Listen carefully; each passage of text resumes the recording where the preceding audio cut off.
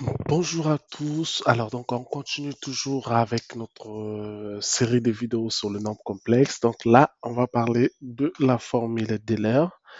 D'accord? Donc la formule d'Euler, on va essayer un peu de démontrer cette formule. Alors tout part de la forme trigonométrique de nombres complexes. Donc on aura quoi? Alors si on a euh, cosinus. Tout à l'heure, on a posé que cosinus θ plus i sinus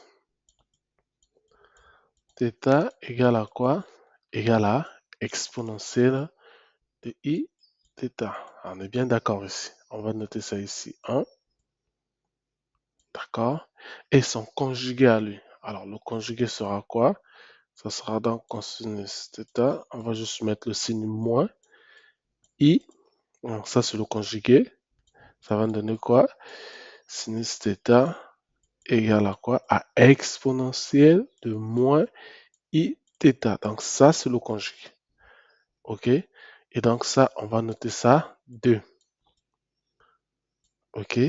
Une fois qu'on note 1 et 2, par la suite, on va donc faire la somme. OK? On va donc faire la somme. Alors, en faisant la somme, ici, on constate déjà que i sinus θ, si on fait la somme, d'accord, i sinus θ moins i sinus θ, les deux là vont se simplifier, vont partir, d'accord. Et cosinus θ plus cosinus θ, on aura donc quoi? 2 cosinus θ. Donc ici, on aura quoi? 2 cosinus θ égale à quoi? À exponentielle de i θ plus exponentielle de moins i θ. D'accord? Nous, c'est cosinus qui nous intéresse. Alors, cosinus θ égale à quoi? Ben, égale à exponentielle de i θ plus exponentielle de moins i θ sur 2.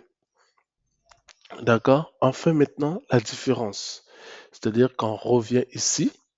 D'accord? On revient ici. On fait maintenant 1 moins 2.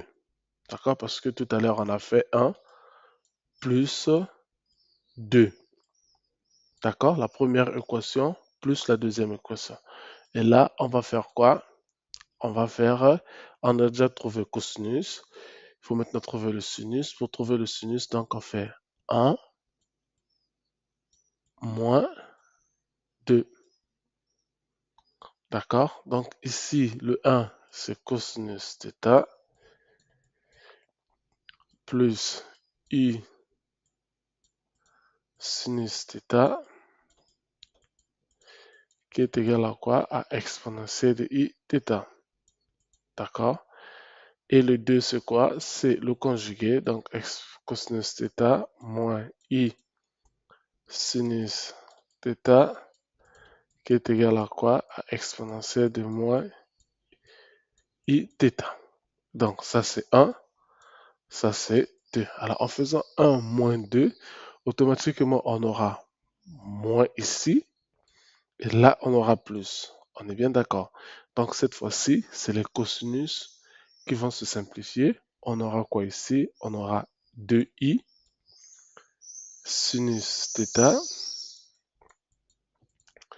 égale à quoi? À exponentielle de i θ moins exponentielle de moins i θ. Donc, ce qui va nous donner ici, on va donc, on va tirer sinus θ. Sinus θ va nous donner quoi? On aura le 2i vient au numérateur, on aura exponentielle de i θ moins exponentielle de moins i θ. Donc, on a trouvé le sinus, on a trouvé le cosinus, puisque le cosinus